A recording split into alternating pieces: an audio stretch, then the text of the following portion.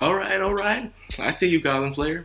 This episode was a little bit more settled than last episode for you sensitive people out there. Oh, stop. But yeah, this episode was way better than last episode. Not for the things you might think, but for when it comes to storytelling and when it comes to character development, to understanding this world that they live in. The first episode, a lot of people say it was pretty not all that.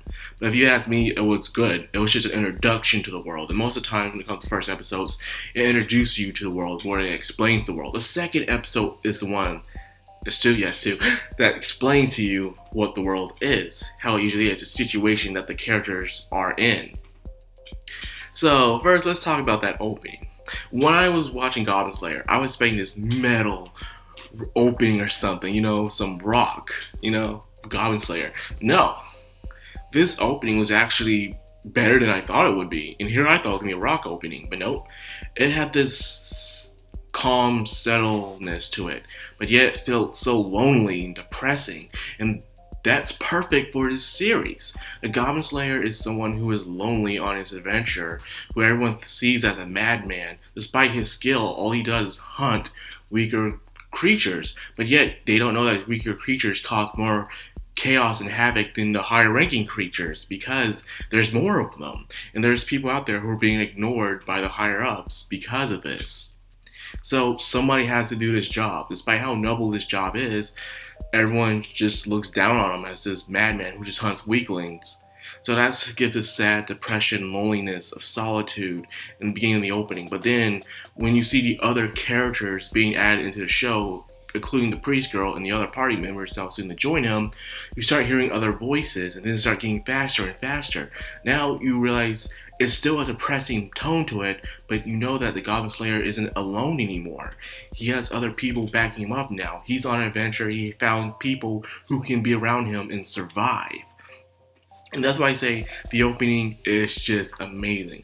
Right now, I've been very impressed with the openings of the season so far. They have been beyond my expectations, including JoJo and Index and many others. And I'm just saying, it's been a treat, guys. It's been one heck of a treat.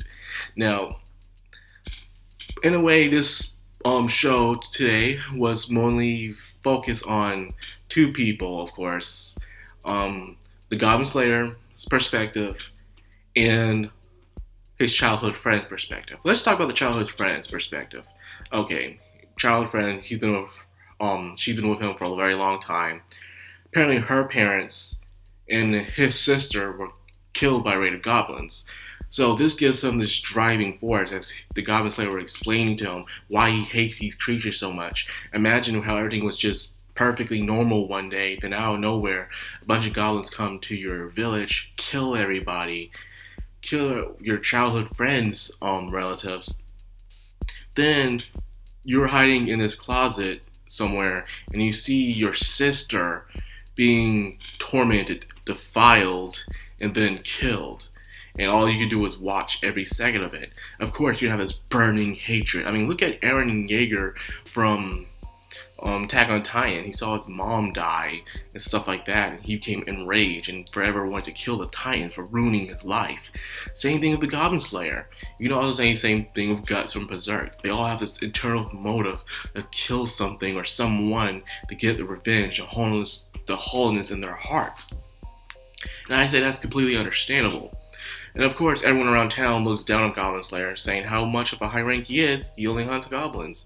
Everyone complains about his armor, or he isn't that flashy like everybody else. Everyone else is coming in some good armor. They're bragging about how awesome they are, how they take down trolls and try to hunt dragons and stuff like that. And he's just hunting goblins. But yet, he is probably the most humblest, most noblest man in the place. He may be doing it for his personal vendetta, but he's helping out a lot more people than people expect him to do. You see, it's always the little things that really affect our society. It's not the big terrorists or stuff like that. It's more the thugs, the robbers, the rapists, the people that are out everywhere and every day attacking the weak. And to them, they're low-threat problems compared to like dictators and terrorists, which I guess is true, but those are in other countries. They're not affecting us 100% like the small things are, as you can clearly see. So I liked how the guild instructor just told him how he's doing a good job, be proud of himself, and I think he needs stuff like that. And as with the childhood friend, she sees that as well. She sees that yes, he may be going mad in a way, but she still wants to be there for him. It's being that childhood friend. God damn, the years have been kind to her. Jesus Christ. However, in this anime so far, if you haven't noticed, no one's been given a name yet. No one's been given a name. So it's going to be kind of hard for people to really explain who certain characters you're talking about if you're talking to someone about the show, because no one has a name right now. Probably later down the line they'll get a name, but we'll see. So far we just know that one person as childhood friend, we know that one person as the priestess, and we know that the main character is Goblin Slayer, but that's it. And so it's easy to follow who they are, but we don't know their names, so just keep that in mind. Now, as he was hunting the goblins, man, the way he was hunting is something that I do in Skyrim sometimes. I like to attack my enemies from a distance. Well, I'll get my bow and arrow, I'll put some poison on it, I'll attack them from distance so they can't see me, then whatever's weak that's left, I come in and I attack them with a sword and some spells and stuff like that. Exactly what happened here. I love how the Goblin Slayer used not going in like a badass all the time and just slaying goblins with his sword, because they're using a very realistic perspective here. You just can't come in things guns blazing with sword in hand swinging away, because your sword will get rusted.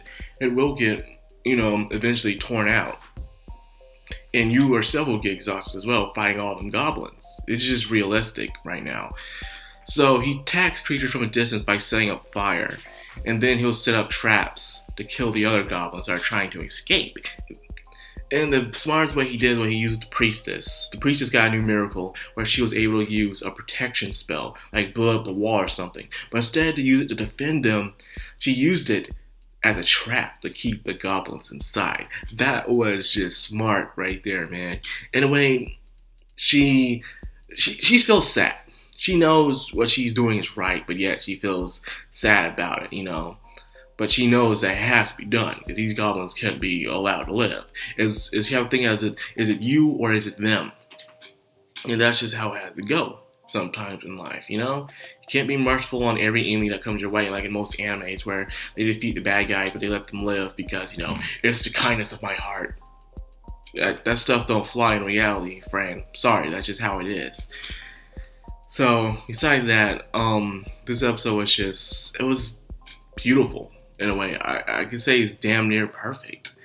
The stelling tone, the mood, the perspective you get, how people see the Goblin Slayer, and how he has this one-track mind, but yet I believe that this childhood friend in his life is the only thing that keeps him from completely going over the cliff.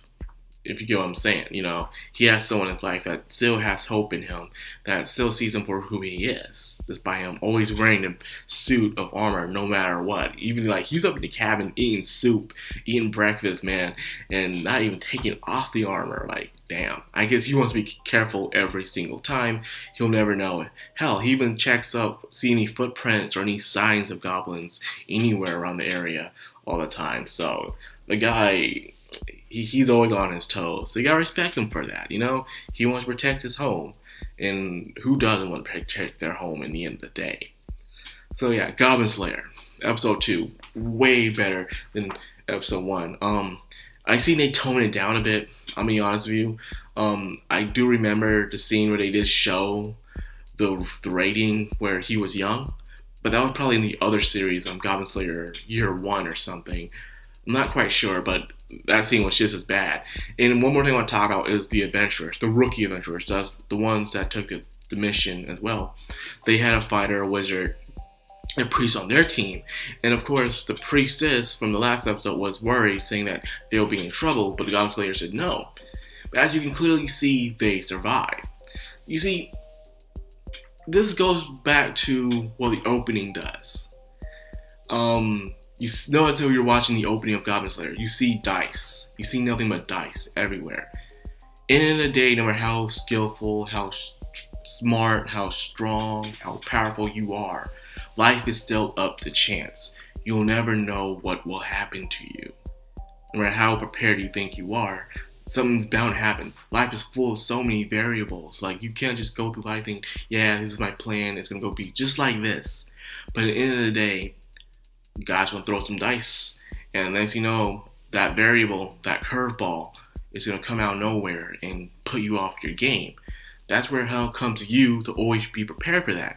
You must learn to get back up and adapt to the situation that will come your way, even if you don't see it coming as well. It's very important for that as well. So that's pretty much a lesson for today. I got that much out of watching Goblin Slayer episode 2. This is going to be turned out as one of the best anime of the season. It is beautifully well made. I was surprised by that opening and how beautiful it was. And the show really gave me even more expectations within the series, and I can't wait to see what happens next. Anyways, if you enjoyed this video, please leave a like, comment, subscribe, and of course hit the bell icon so you get notified every time I upload. This has been Madcrownxox, and I'm signing out. Have a good one.